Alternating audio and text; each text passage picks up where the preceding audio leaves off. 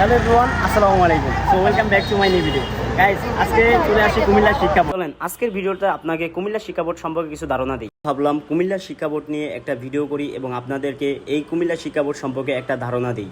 আপনি কি জানেন এই কুমিল্লা শিক্ষা বোর্ডটি কত বড় এলাকা নিয়ন্ত্রণ করে? কুমিল্লা শিক্ষা বোর্ডটি অবস্থিত কান্দিরপাড়ে।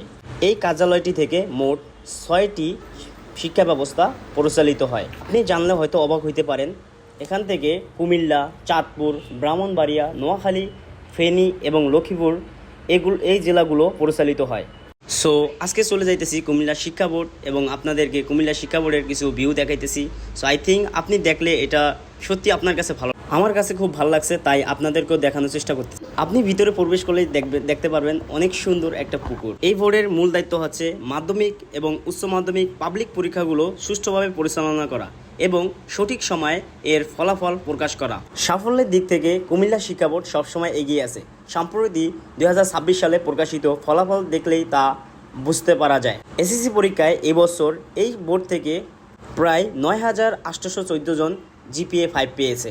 যুগের সাথে তাল মিলিয়ে চলতে কুমিল্লা শিক্ষা বোর্ড নিজেদেরকে আরও আধুনিক এবং স্মার্ট করে তুলতেছে। সো আপনার যদি কুমিল্লা শিক্ষা বোর্ড সম্পর্কে আরও কিছু ধারণা থাকে, আপনি আমাকে কমেন্টে জানাতে পারেন। আজকের ভিডিও এই পর্যন্তই। সবাই ভালো থাকবেন, সুস্থ থাকবেন। আল্লাহ হাফেজ।